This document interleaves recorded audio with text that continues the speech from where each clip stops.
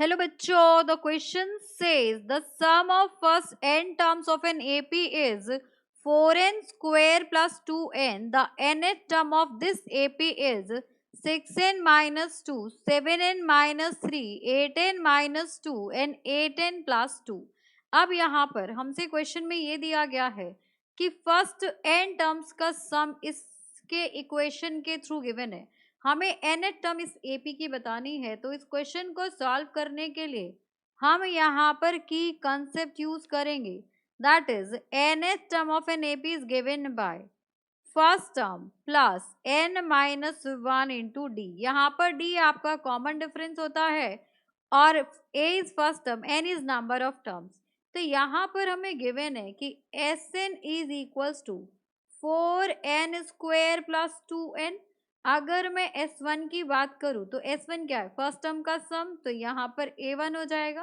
That will be equals to 4, ये हो गया आपके पास 1 का स्क्वायर प्लस 2 मल्टीप्लाइड बाय 1, तो यहाँ से वैल्यू आ गई आपकी 6। तो हम यहाँ से कह सकते हैं कि यहाँ पर हमें a की वैल्यू मिल गई, फर्स्ट टर्म की वैल्यू मिल गई, दैट इज इक्वल्स टू 6। अब यहाँ पर हम S2 की बात करें, सो S2 क्या हो जाएगा आपके पास, A1 plus A2 first term plus second term का sum, that will be equals to 4, यहाँ पर N2 हो गया 2 का स्क्वायर प्लस यहाँ पर है 2 मल्टीप्लाइड बाय N इज 2।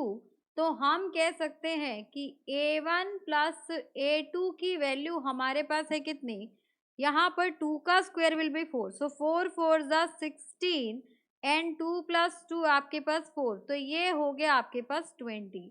अब देखिए हमें एक चीज और पता है कि एपी में अगर ये आपके पास एपी है तो फर्स्ट टर्म ए होगा, तो सेकेंड टर्म ए प्लस डी होगा, थर्ड टर्म आपका ए प्लस 2d होगा एंड सो ऑन। तो यहाँ से हम कह सकते हैं कि A2 जो है वो आपका A1 प्लस डी होगा। तो हम यहाँ पर A2 के प्लेस पर हम A1 प्लस डी रख लें, तो यहाँ से हो जाएगा आपके पास A1, और A2 के प्लेस पर A1 प्लस डी यहाँ से ले आए हम इज इक्वल्स टू 20। तो यहाँ से हम D बोल सकते हैं 20 minus twice of A1, so A1 is 6, that is 2 multiplied by 6। तो यहाँ से हम कह सकते हैं D माइनस यहाँ पर हो गया आपके पास 12, तो यहाँ से आपके पास 20 माइनस 12 कर देंगे तो D की वैल्यू 8 आ गई। अब हमें क्या चाहिए था, nth term, so we know that an is equals to first term that is A1, n यहाँ पर हो जाएगा आपके पास n माइनस 1d, आपके पास 8 है, और फर्स्ट टर्म कितनी है, that is 6 plus 8n, and यहाँ पर आ गया आपके पास -8।